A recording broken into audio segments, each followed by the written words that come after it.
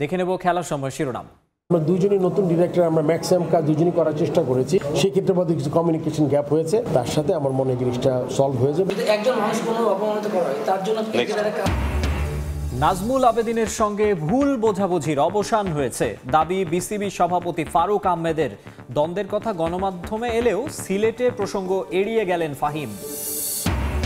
কাল শুরু হচ্ছে বিপিএল এর সিলেট পর্ব। ভোগান্তি ছাড়াই বিক্রি হচ্ছে টিকিট। সতর্ক প্রশাসন, উপভোগ্য ম্যাচের প্রত্যাশা গভর্নিং কাউন্সিলের। চায়ের রাজ্যে বিপিএল এর প্রথম ম্যাচে উত্তাপ ছড়াবে সিলেট রংপুর লড়াই। হোম কন্ডিশনে প্রতিশোধের আশা স্বাগতিকদের। সন্ধ্যায় বরিশালের প্রতিপক্ষ রাজশাহী। সক্ষমতা যাচাই না করেই বঙ্গবন্ধু স্টেডিয়ামের ওপর ভারী স্থাপনা দিয়ে শেড তৈরি করেছে ক্রীড়া পরিষদ।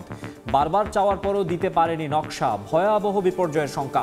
এই জায়গাগুলো কিছু বদলাবদলি করছে, খুব খুব ভালোভাবে বদলাবদলি করলে। এটার সাথে মেইন ওইটার সম্পর্ক নাই, but this can cause some accident. এবং জাতীয় লিগের ভেন্যু হলেও 25 বছরে উন্নয়ন হয়নি রংপুর ক্রিকেট গার্ডেনের।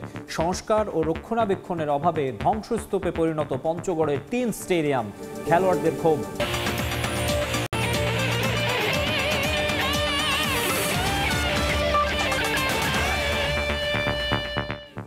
দেখছিলেন শিরোনাম, এবারে বিস্তারিত। নাজমুল আবেদিন ফাহিমের সঙ্গে কোনো দ্বন্দ্ব নয়, মূলত যোগাযোগের সমস্যার কারণেই ভুল বোঝাবুঝির সৃষ্টি হয়েছে, যা নিয়ে মনক্ষুণ্ণ হয়েছেন তিনি। এমন মন্তব্য করেছেন বিসিবি সভাপতি ফারুক আহমেদ। বিষয়গুলো নিয়ে দুই বোর্ড কর্তার মাঝে আলোচনা হয়েছে। ভবিষ্যতে এমন কোনো বিষয় সামনে আসবে না বলেও জানান ফারুক। শিগগিরই স্ট্যান্ডিং কমিটি ঘোষণার আশ্বাস দিয়েছেন বোর্ড প্রধান। সিলেট থেকে তারেক হাসান শিমুলের রিপোর্ট।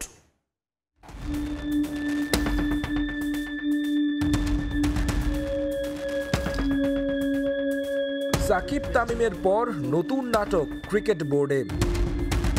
এবার প্রকাশ্যে এলো সভাপতি ফারুক আহমেদ ও পরিচালক নাজমুল আবেদিন ফাহিমের দ্বন্দ্বের বিষয়। 5 আগস্ট পরবর্তী বাংলাদেশে পরিবর্তন আসে ক্রিকেট বোর্ডেও। নতুন পরিচালক হয়ে আসেন ফারুক আহমেদ ও নাজমুল আবেদিন ফাহিম। জুলাই বিপ্লবকে ধারণ করা এই দুই কর্তার কথা ছিল একসাথে পথ চলে দেশের ক্রিকেটকে এগিয়ে নেয়ার। অথচ সভাপতি ফারুক আহমেদের একক কর্তৃত্বের কারণে এই দুই কর্তার দ্বন্দ্ব এখন আলোচনার কেন্দ্রে। ফারুক ফাহিমের বৈরিতার শুরু এনসিএল টি20 দিয়ে। টুর্নামেন্টের বিভিন্ন বিষয় নিয়ে বনিবনা না হওয়ায় নাজমুল আবেদিন ছিলেন না উদ্বোধনী অনুষ্ঠানেও। সময় যত গড়িয়েছে দ্বন্দ্ব আরও প্রকট হয়েছে। বোর্ডের কর্মকর্তাদের সামনে ফাহিমকে নিয়ে কটু কথা বলেন ফারুক। সেখানে বোর্ড পরিচালক না থাকলেও পরবর্তীতে তা শুনে ক্ষোভ প্রকাশ করেন সভাপতির উপর। একই বোর্ডে দুই কর্তার দুই পথ, এসব বিষয় নিয়ে গণমাধ্যমে সভাপতির উপর একরকম ক্ষোভ প্রকাশ করেন নাজমুল আবেদিন ফাহিম। অভিযোগ করেন তিনি তার ইচ্ছে মতো কাজ করতে পারছেন না, যে কারণে পরিচালক পদও ছেড়ে দিতে চেয়েছিলেন। বিপিএল দেখতে এখন সিলেটে অবস্থান করছেন বিসিবি প্রেসিডেন্ট ও নাজমুল আবেদিন। ফাহিমের অভিযোগের বিষয়ে গণমাধ্যমের মুখোমুখি হন ফারুক আহমেদ। অজুহাত হিসেবে সামনে আনলেন যোগাযোগের অভাবকে। আমরা দুজনই নতুন ডিরেক্টর, আমরা ম্যাক্সিমাম কাজ দুজনই করার চেষ্টা করেছি। সেক্ষেত্রে একটু শেষের দিকে একটু কমিউনিকেশন গ্যাপ হতে পারে, কেননা অনেক ডিসিশন আমার নিতে হয়েছে যে আমি বারবার ডাকবো সবাইকে, আবার নিব। কিছু কিছু ডিসিশন আছে খুব জরুরি ডিসিশন নিতে হয়, সেক্ষেত্রে মধ্যে কিছু কমিউনিকেশন গ্যাপ হয়েছে। সেটা আমি আশা করি আজকে আমি আলাপ করেছি, আপনি যার কথা বলছেন তার সাথে আমার মনে হয় জিনিসটা সলভ হয়ে যাবে। 4 মাস পেরিয়ে গেলেও এখনো স্ট্যান্ডিং কমিটি দিতে পারেনি ফারুক আহমেদের বোর্ড, জানিয়েও মতের অমিল ফাহিমের সঙ্গে। বারবার গণমাধ্যমে বললেও অজানা কারণে পিছিয়ে যাচ্ছে স্ট্যান্ডিং কমিটি ঘোষণা। জানা গেছে নাজমুল আবেদিন ফাহিম চাইছেন ক্রিকেট অপারেশনসের দায়িত্বে আসতে। বোর্ড সভাপতি অবশ্য আবারও কথা দিয়েছেন দ্রুতই কমিটি দেয়ার। ওয়ার্কিং কমিটিটা আমি মনে করেছিলাম যে কোনো এক সময় আমরা একটা ইন্টারিম ইলেকশন করতে পারবো, so that we can take 2-3টা 5টা 7টা 10টা ডিরেক্টর নিতে পারি। একের অধিক কমিটি দিয়ে আমরা চেষ্টা করছি। এটা আমি করে এটা এখন লাস্ট মিনিট আমি ডিরেক্টরদের বলেছি আপনারা দেখেন। এসব বিষয় নিয়ে কথা হয়েছে দুই বোর্ড কর্তার। আশ্বাস দিয়েছেন সামনে আর হবে না এমন ভুল বোঝাবুঝি। আশা করবো আমি এরকম কোনো কিছু আর আগামীতে হওয়ার সম্ভাবনা কম।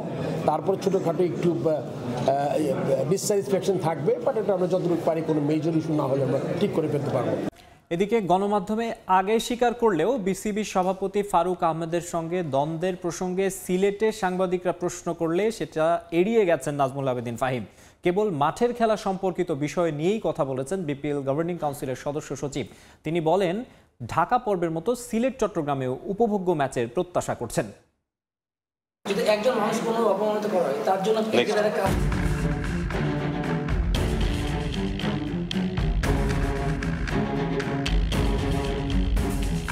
দিন বদলের স্লোগান নিয়ে বোর্ডে আসা দুই কর্তার দ্বন্দ্বের খবরে উত্তপ্ত ক্রিকেট আঙ্গন। বিসিবি সভাপতি আপত্তিকর কিছু বলেছেন, সেটা গণমাধ্যমে দেয়া সাক্ষাৎকারে জানালেও সিলেটে গিয়ে হঠাৎ কি হলো নাজমুল আবেদিন ফাহিমের তা তিনিই জানেন। আলোচিত বিষয় নিয়ে এদিন মুখে কুলু পাটলেন বিপিএল গভর্নিং কাউন্সিলের সদস্য সচিব।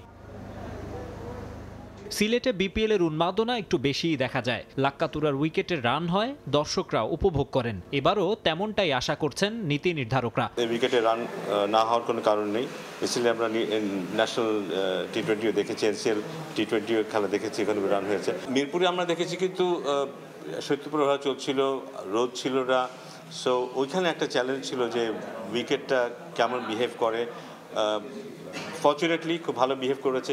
এখানে আমার মনে হয় যে অনেক রোদের কারণে দ্বিতীয় খেলাটায় উইকেটটা কেমন হয় সেটা একটু দেখতে হবে। মাঠের বাইরের বেশ কিছু বিষয় আছে যেগুলো আমরা ফুল করতে পারিনি, এবং বাট বিপিএল শেষ হয়নি, সামনে আরও সুযোগ আছে সেগুলোকে মেন্ট করার। আমরা যে সিলেটে দর্শকদেরকে স্যাটিসফাই করতে পারি, চিটাগাংয়ে তাদের দর্শককে স্যাটিসফাই করতে পারি, এবং শেষ লেগে গিয়ে ঢাকাতে দর্শকদেরকে প্রথম যেই লেগটা হয়েছে সেরকমের কোনো কিছুর মুখোমুখি না হতে হয় সেই নিশ্চয় এনশিওর করতে পারে, তাহলে ধরে নেব যে একটা ভালো বিপিএল আমরা উপর দিতে পেরেছি। উইকেট নিয়ে এবার প্রশংসা কুড়িয়েছে বিসিবি, তবে টিকেটের অব্যবস্থাপনায় সমালোচনার মুখেও পড়তে হয়েছে ঢাকা পর্বে। সিলেটেও প্রেস বক্স সহ কিছু জায়গায় আরও গোছালো হওয়ার সুযোগ রয়েছে। জুলাই আগস্ট বিপ্লবে সিলেটের শহীদ সাংবাদিক তুরাবের নামে গ্যালারির দাবিও উঠেছে। এসব বিষয়ে গুরুত্বের সঙ্গে দেখছে বোর্ড। জুলাই বিপ্লবে যারা আত্মত্যাগ করেছে তাদের স্মরণে তো আমরা সবসময় স্মরণ করি তাদের, বাট সেখানে যারা আহত হয়েছে, যারা কন্ট্রিবিউট করেছে, যারা বিশেষ করে আহত হয়েছে তাদের জন্য একটা জোন আছে এখানে। সিলেটে একজন আছেন, আমরা নিশ্চয়ই সেটা মাথায় রাখবো। ভবিষ্যতে যদি কখনো সুযোগ হয় তাকেও আমরা অন্তর্ভুক্ত করব।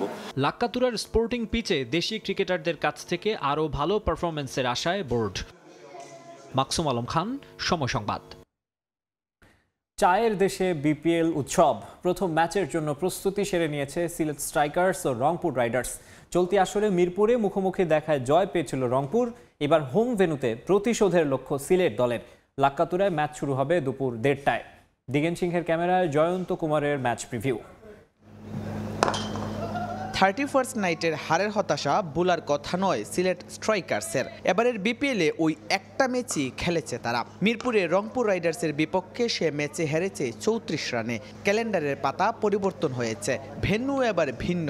হোম ভেন্যুতে প্রতিশোধের লক্ষ্য স্ট্রাইকার্সের। ক্রিকেট প্রেমী সিলেট সিটিতে বিপিএলের উত্তাপ বাড়িয়ে দিচ্ছে সিলেট রংপুর লড়াই। বিগম্যান রাকিম কর্নওয়াল ঝালিয়ে নেন নিজেকে। অসুস্থতা কাটিয়ে ফেরা দীর্ঘদেহী ক্যারিবিয়ান হতে পারেন গেম চেঞ্জার। স্পিন বোলিংয়ের পাশাপাশি ব্যাট হাতে জোরও তুলতে পারেন রাকিম। সঙ্গে inform local boy Zakir Ali Anik জ্বলে উঠলে হোম গ্রাউন্ডে স্ট্রাইকার্স যে কোনো প্রতিপক্ষের জন্য হয়ে উঠতে পারে হুমকি। তবে আপাতত শুধু প্রথম ম্যাচটা নিয়েই ভাবছে তারা। এখানে আমাদের এক্সপেকটেশন তো ভালো থাকবেই। ভালো দিক যে আমরা হোমে খেলছি, যদিও হোম বলতে কিছু নেই বিপিএলে, তারপরেও আমাদের প্রিপারেশনটা ভালো ছিল। মানে আমরা বেশ কিছুদিন আগে এসেছি, তো সেই দিক দিয়ে হ্যাঁ হোমের ক্রাউডের একটা সাপোর্ট থাকবে। হপফুলি আমরা মানে যে কাজটা আমাদের করা দরকার, প্লেয়ারদের রাইট জায়গায় রাইট ডেলিভারিটা দেওয়া উচিত। তো ইনশাল্লাহ আমরা আশা করছি ইনশাল্লাহ আমরা এখান থেকে হয়তো বা উইনিং ফেজে ফিরব। সিলেটের একাদশে আসতে পারে পরিবর্তন। কর্নওয়াল সুস্থ, তাই ফিরতে পারে দলে। রনি তালুকদার ও রাকিম কর্নওয়ালকে দেখা যেতে পারে ওপেনিং জুটিতে। গ্লোবাল সুপার লিগ জয়ের পর বাড়তি আত্মবিশ্বাস রংপুর রাইডার্স শিবিরে। বিপিএলেও উঠছে তারা। জিতেছে 3 ম্যাচের 3টিতেই।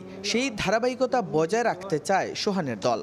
আলহামদুলিল্লাহ আমরা প্রথম 3টা জিতছি এবং চেষ্টা থাকবে যে পরেরগুলো যে ম্যাচগুলো আছে ওইগুলো আমরা 1 বাই 1 ম্যাচ জেতার। আমরা একটা লক্ষ্যে আগেছি যে চ্যাম্পিয়ন হওয়ার জন্য একটা ইনশাল্লাহ। সো ওইভাবে আর কি দল হিসেবে যেভাবে আমরা প্র্যাকটিস এবং যেভাবে আমাদের শিডিউল চলতেছে আলহামদুলিল্লাহ ভালো হয়েছে। যুব এশিয়া কাপ চ্যাম্পিয়ন ক্যাপ্টেন তামিমের বিপিএল অভিষেক হয়নি আশানুরূপ। ফরচুন বরিশালের বিপক্ষে ওপেনিংয়ে নেমে ফিরেছেন 0 রানে, যদিও তার প্রভাব পড়েনি ম্যাচে। নাহিদ রানা, শেখ মেহেদী, সাইফুদ্দিন, অ্যালেক্স হেলস, ইফতিকার আহমেদ, সাইফ হাসানদের নিয়ে রাইডার্সের স্কোয়াড শক্তিশালী। স্ট্রাইকার্সের সামনে যে কঠিন চ্যালেঞ্জ অপেক্ষা করছে তা বলাই যায়। জয়ন্ত কুমার দাস, সময় সংবাদ, সিলেট।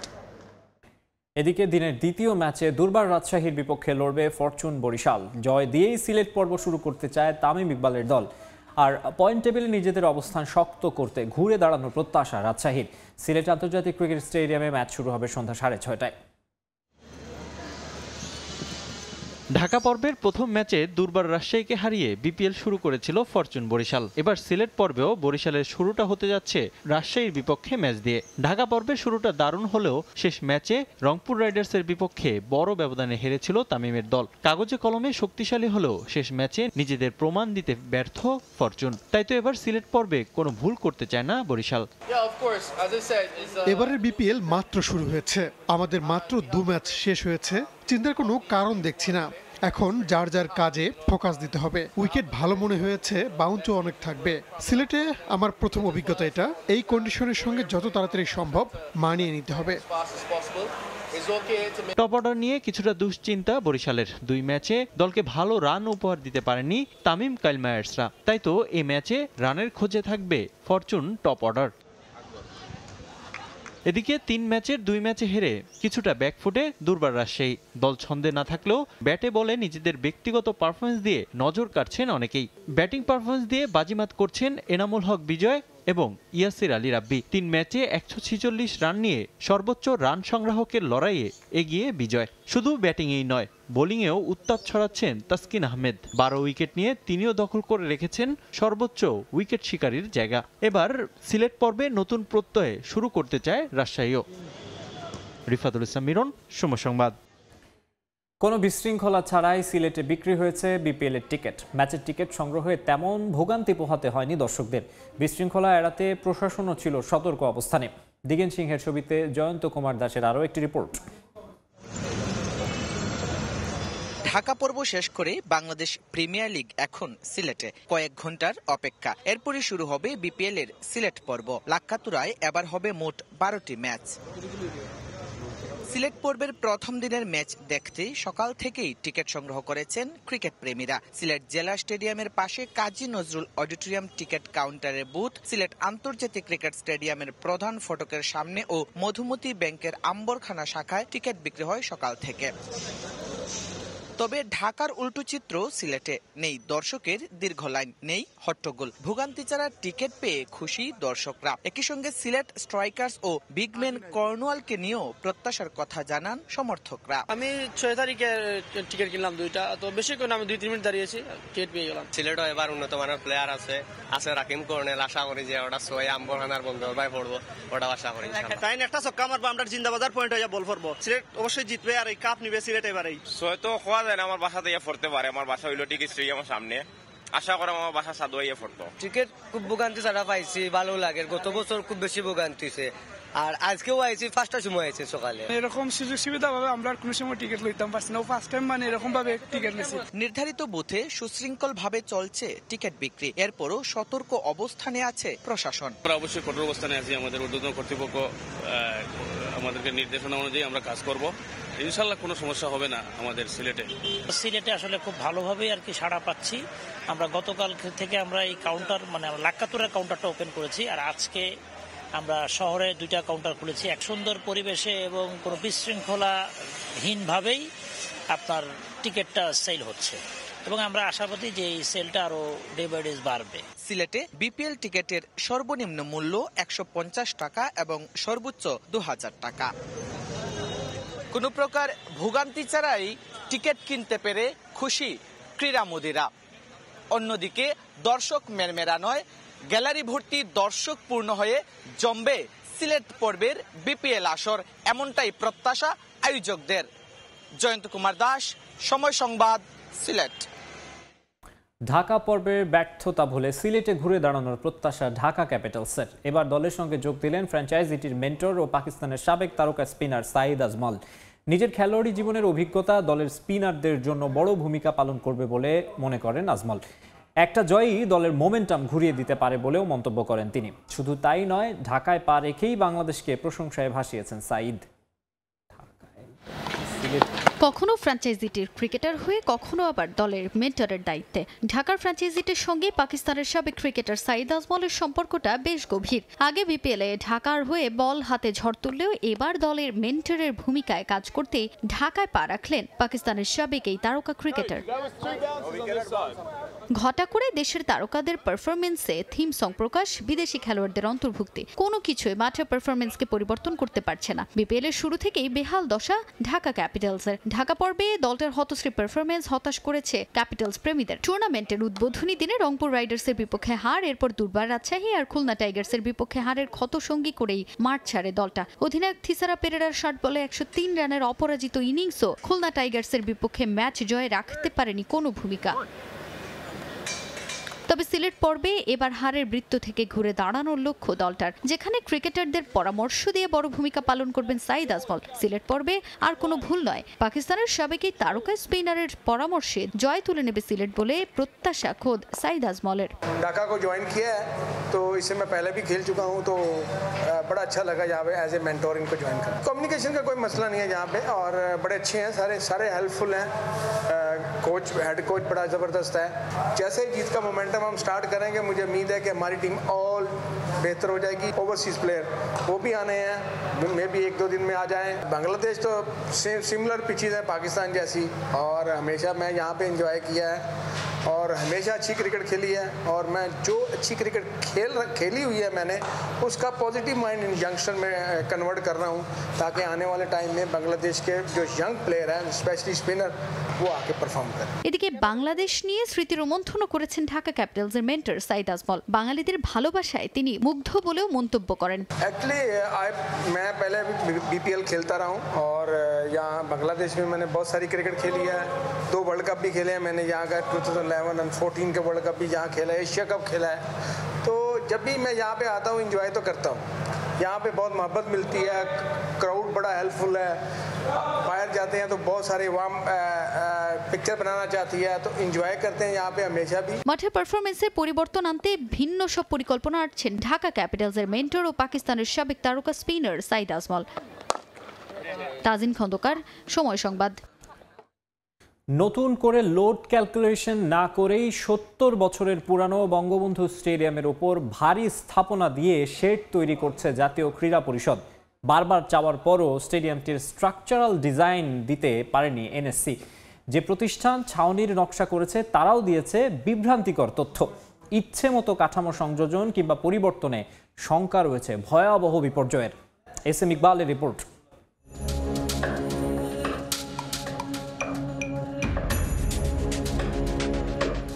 সত্তর বছরের পুরনো বঙ্গবন্ধু স্টেডিয়ামের উপর শেড আর রঙের আস্তরণে সৌন্দর্য বৃদ্ধি পেয়েছে ঠিকই, কিন্তু এই সৌন্দর্য বাড়াতে গিয়ে বড় সড় একটা মৃত্যু ফাঁদও তৈরি করেছে জাতীয় ক্রীড়া পরিষদ। কারণ গ্যালারির উপর ভারী স্টিল স্ট্রাকচার উঠানোর আগে নতুন করে হয়নি লোড ক্যালকুলেশন।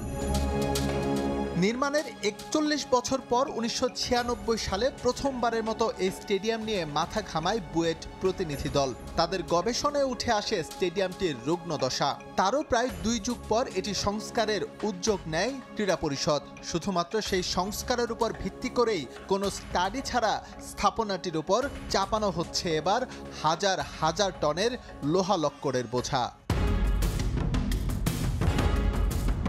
কেন লোড ক্যালকুলেশন ছাড়া বঙ্গবন্ধু স্টেডিয়ামের মাথার উপর বসানো হচ্ছে ছাউনি, তা অনুসন্ধানে নামে সময় সংবাদ। এই তথ্য খুঁজতে গিয়ে পাগল হবার জোগাড়। ক্রীড়া পরিষদের এ টেবিল থেকে ও টেবিল, কারো কাছেই নেই প্রকৃত তথ্য। এক পর্যায়ে প্রকল্প পরিচালক জানিয়ে দেন এই তথ্য অতি গোপনীয়, দেয়া যাবে না গণমাধ্যমে। ডিজাইনটা তো কেউ দিবে না, এটা অফিসিয়াল ডকুমেন্ট। আপনার টাকা পয়সা কত টাকার কাজ, কতটুকু, কত লম্বা চওড়া, এগুলো স্ট্রাকচার ডিজাইন এটা না দেওয়ার কারণ কি? এটা তো আপনার অফিসিয়াল ডকুমেন্ট, এটা তো আপনার প্রতিনিয়ত চেঞ্জ হচ্ছে। এনএসসির অসহযোগিতায় গন্তব্য এবার পরামর্শক প্রতিষ্ঠান বসত আর্কিটেক্ট ইঞ্জিনিয়ার্স নামের একটি ফান্ড থেকে নকশা আহ্বান করে কাজ করছে জাতীয় ক্রীড়া পরিষদ। তারাই এই প্রজেক্টের জন্য রেসপন্সিবল, কিন্তু অবাক করার বিষয় লোড ক্যালকুলেশন নেই তাদের কাছেও। উল্টো প্রতিষ্ঠান প্রধান দিয়েছেন বিভ্রান্তিকর তথ্য। ইঞ্জিনিয়াররা ওনারা এটা নিয়ে সংশয়ে ছিলেন এবং মন্ত্রণালয়েও সংশয় নিয়েছিলেন। ওনারা এই জন্য স্পেশালি শামীমুজ্জামান স্যারকে ওনার সিগনেচার সহ ড্রয়িংগুলা অ্যাকসেপ্ট করছেন। ভিতরে কি করছে আমরা জানি না, বললাম না আমাদের সাথে কোনো কন্ট্রাক্ট হয়নি। এইখানে মাসুদরা কাকে দিয়ে করায় আনছিল, করায় আনার পরে সুকুমারেরা বলছে এটা তো আমরা তো দেখে বলছি ঠিক নাই। একটি স্টেডিয়ামে সর্বোচ্চ কতজন উপস্থিত হতে পারেন সেটিকে লাইভ লোড বিবেচনা করে হয় লোড ক্যালকুলেশন, সঙ্গে থাকে ডিজাস্টার ফ্যাক্টর।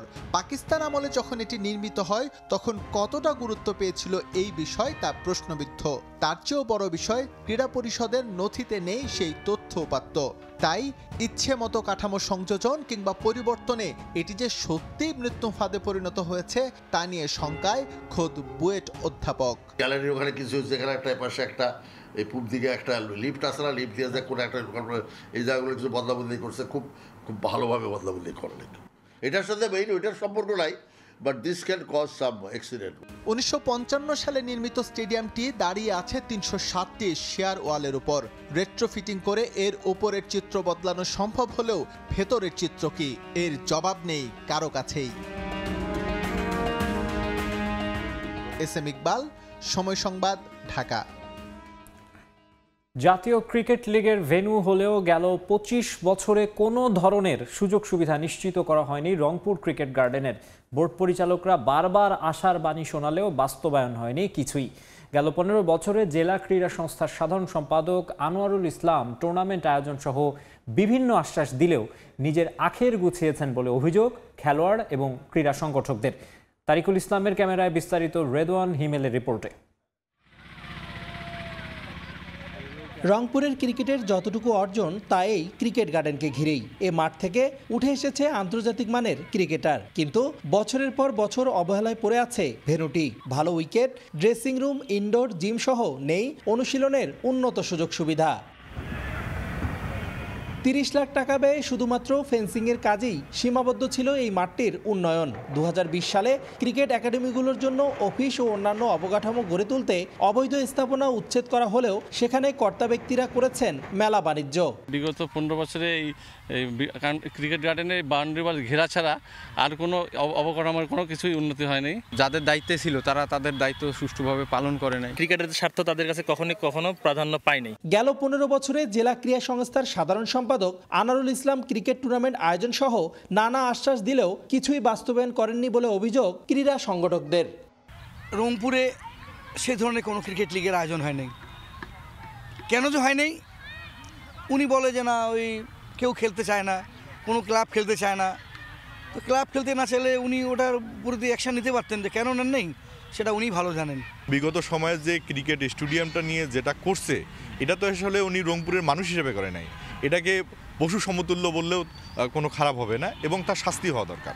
জেলা ক্রীড়া সংস্থার প্রধান রংপুরের জেলা প্রশাসক জানান, নতুন কমিটি অনুমোদন পেলে রংপুরে প্রতিনিয়ত ক্রিকেট টুর্নামেন্ট আয়োজনের পাশাপাশি বিগত সময়ে বোর্ডকর্তাদের অর্থ লোপাটের খতিয়ান তুলে ধরা হবে। ক্রিকেট গার্ডেনের আশেপাশে আমরা যেটুকু জায়গাতে পারা যাবে সেইটুকু জায়গা আমরা গ্যালারি করতে চাই এবং রেগুলার বেসিসে যে লিগগুলো হওয়ার কথা, ক্রিকেট লিগ, সেগুলো যেন চালু হয়, সেগুলোর ব্যাপারে আমরা প্রথম পদক্ষেপ আমাদের সেটাও হবে।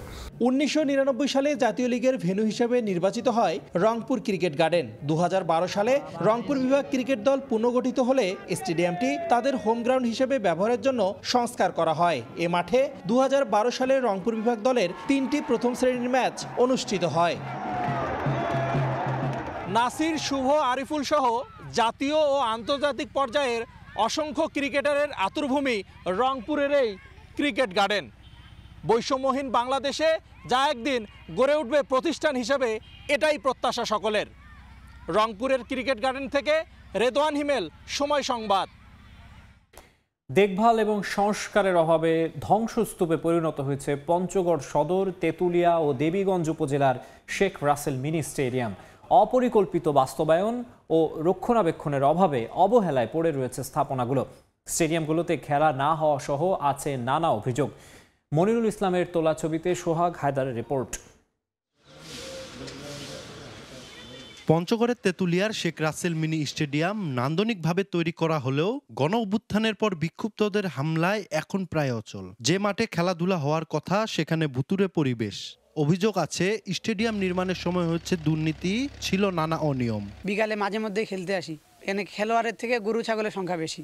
এই বিষয়টা আমাদেরকে সংস্কার করা দরকার। মাঠে মাটি দেওয়ার কথা ছিল, বালু দিয়েছে, এখানে টাইলস বিভিন্ন জিনিসপত্র আছে, সবকিছু মানে দুর্নীতি।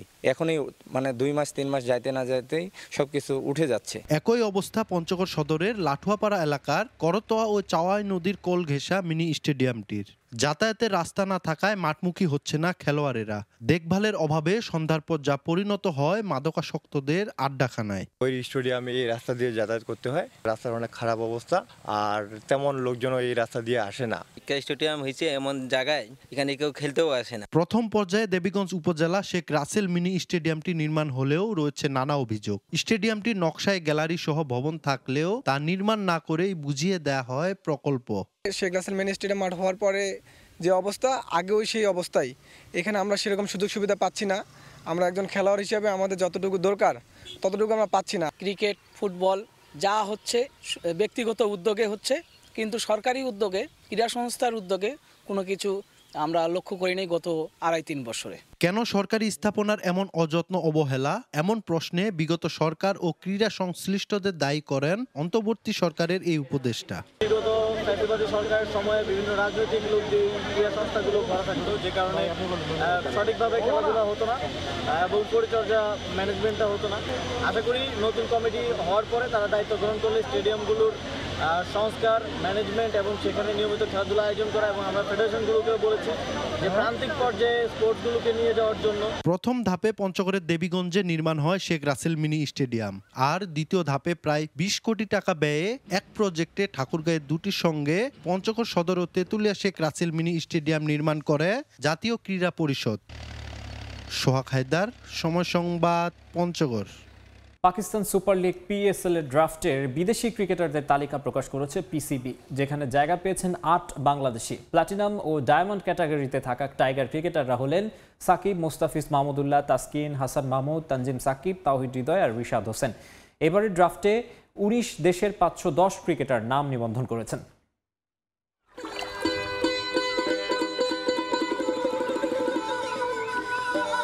উত্তর পূর্বে খাইবার পাখতুনখোয়া, দক্ষিণ পূর্বে সিন্ধু, উত্তরে আফগানিস্তান, দক্ষিণে আরব সাগর, পূর্বে পাঞ্জাব, পশ্চিমে ইরান, বেলুচিস্তান, পর্বতশৃঙ্গ আর অনুর্বর ভূমি। তবে এ এক মোহনীয় সৌন্দর্য।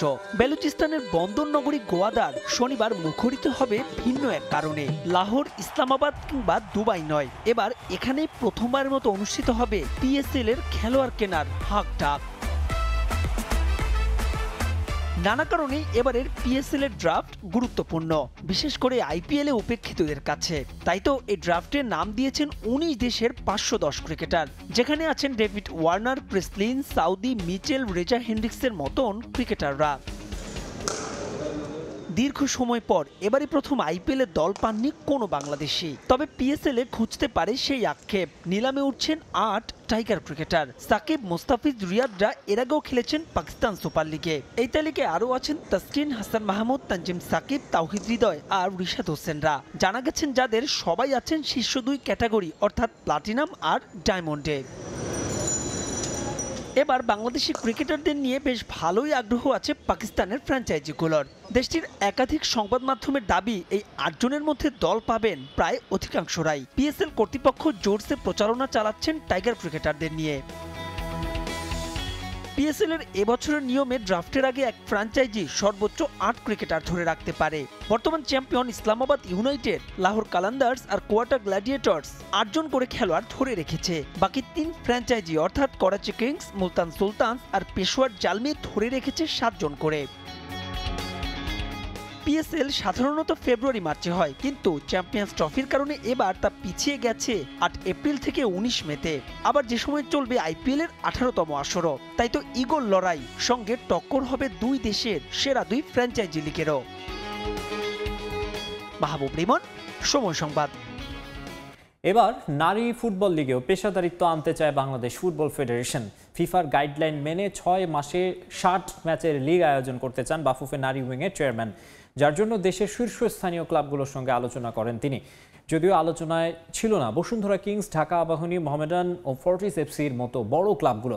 আর অর্থ সংকটের কারণ দেখিয়ে লিগ খেলতে ফেডারেশনের কাছে বড় অঙ্কের অর্থ দাবি আলোচনায় অংশ নেয়া ক্লাব প্রতিনিধিদের। তবে যেই আয়োজনটা, এই ছোট আয়োজনটা নিশ্চয়ই সকলের। দেশের ফুটবলে বিগত সময়ে যে কয়েকটি অর্জন তার সবকটি এসেছে নারী ফুটবলের হাত ধরে, অথচ সেই নারী লিগই সবসময় উপেক্ষিত। নিয়মিত গড়ায় না মাঠে, গড়ালেও অপেশাদার ভাবে কোনো মতে টুর্নামেন্ট শেষ করে বাংলাদেশ ফুটবল ফেডারেশন।